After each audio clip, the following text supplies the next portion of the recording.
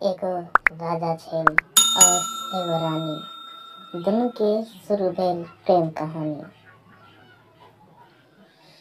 राजा हम कनी दिन का लागी अपन घर से दूर एगो शहर में किछ काम से एली। रानी हमहू वह शहर में किछो काम से एलिए। राजा वह शहर में हमरा दोनों का भेंट मुलाकात भेले। रानी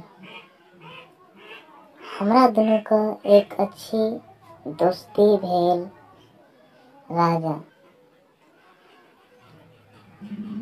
मने मन रानी से हम प्रेम करे लगली, मुदा रानी का कह नहीं पैली। कुछ दिन के बाद जब हम रानी से कहली अहाँ से हमरा प्रेम भऽ गेल, अहाँ के बिना हम नहीं जी सकब। रानी राजा का कहला, रानी राजा का कहल अहाँ हमर एगो अच्छा दोस्त छी और किछो नहीं। राजा अपना सब दोस्त बन सके छी तो प्रेमी कथी लेने बन सके छी, जीवन साथी कथी लेने बन सके छी। की कमी छै हमरा में जे अहाँ हमरा से प्रेम नहीं करे छी।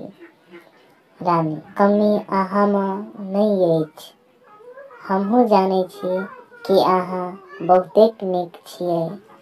राजा तब किया अहाँ हमरा से प्रेम करे ले नहीं चाहे छियै।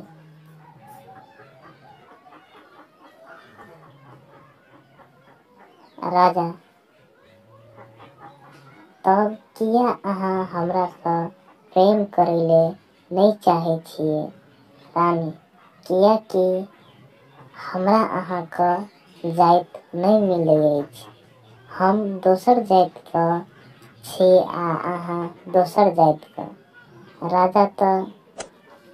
राजा त एमे कोन बड़का बात छियै।